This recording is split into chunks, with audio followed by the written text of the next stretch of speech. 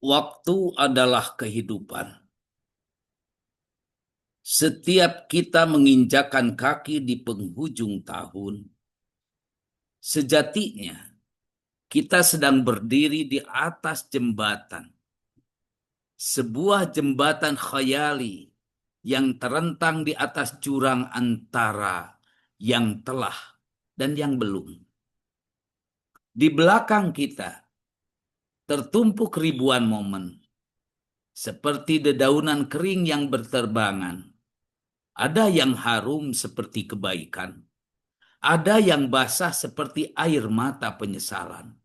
Ada yang hancur seperti janji yang terpatahkan.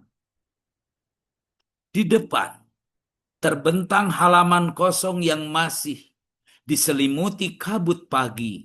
Belum satupun kata tertulis. Belum satupun jejak menggores. Pertanyaan besarnya adalah, bagaimana kita menyeberang dengan selamat dan bermakna? Allah bersumpah demi waktu dalam kitabnya Al-Quranul Adzim. Bukan sekali, tetapi berkali-kali. Demi masa, demi waktu duha, demi malam apabila menutupi. Sumpah Allah atas sesuatu menunjukkan betapa agung dan pentingnya hal itu. Waktu adalah modal utama manusia. Bahkan ia lebih dari modal. Ia adalah nyawa itu sendiri. Kehidupan ini tak lain dari kumpulan detik, menit, hari, dan tahun yang dihirup satu persatu. Ketika kita mengatakan, saya menghabiskan waktu, sesungguhnya kita sedang mengatakan, saya menghabiskan kehidupan.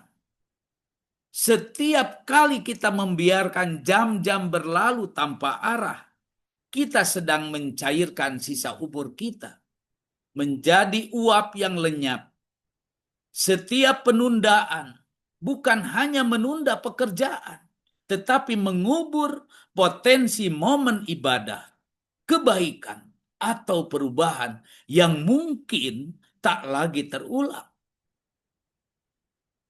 Jembatan penghujung tahun ini mengajak kita untuk berhenti sejenak.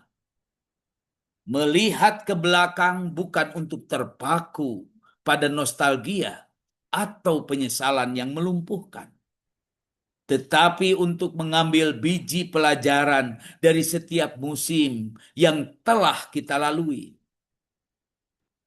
Apakah waktu-waktu kita lebih banyak diisi dengan pengisian atau pembuangan? Mengisi dengan ilmu, amal, dan cinta, atau membuangnya dengan kelalaian, gosip, dan sia-sia?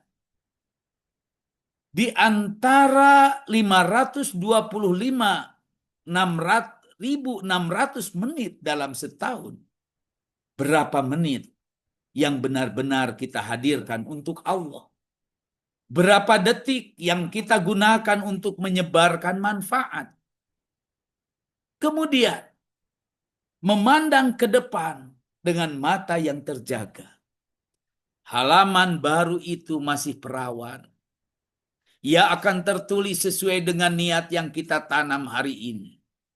Jika niatnya untuk mencari ridhonya, maka setiap langkah di tahun baru akan menjadi ibadah.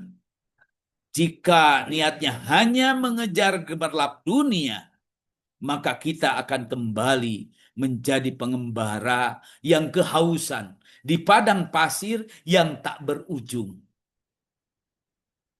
Menyeberang dengan selamat berarti pindah dengan menjaga inti iman kita tetap utuh. Tidak terjatuh ke dalam jurang keputusasaan atas masa lalu atau jurang jangkauan atas rencana masa depan. Menyeberang dengan bermakna Berarti setiap langkah di atas jembatan itu kita jadikan sebagai langkah tobat.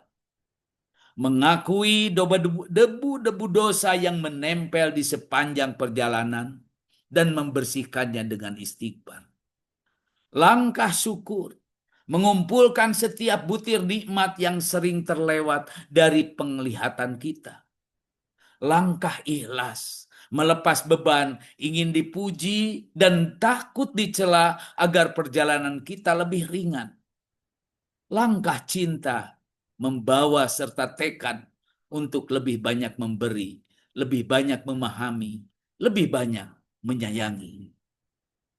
Akhirnya, kesadaran bahwa waktu adalah kehidupan harus membawa kita pada satu tindakan nyata, memiliki agenda ilahi untuk diri kita sendiri, bukan sekedar resolusi duniawi, tetapi komitmen spiritual.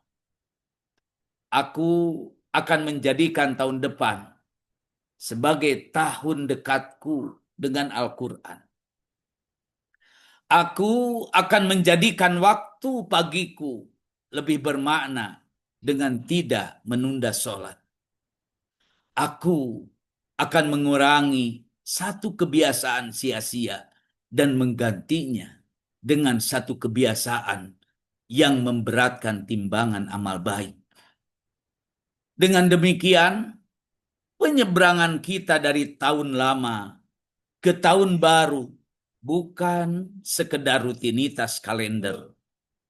Ia menjadi sebuah ritual transendensi, perpindahan dari tingkat kesadaran yang rendah menuju kesadaran yang lebih tinggi, dari hidup yang relatif, yang reaktif menuju hidup yang intensional, dari manusia yang sekadar melewatkan waktu menjadi manusia yang menghidupkan waktu. Maka mari kita melangkah dengan hati yang penuh kesadaran, dengan mata yang memandang tujuan akhir. Karena setiap detik yang berlalu tak akan kembali. Dan setiap detik yang datang adalah kesempatan baru untuk memperbaiki hubungan kita dengan Allah, dengan sesama, dan dengan diri sendiri.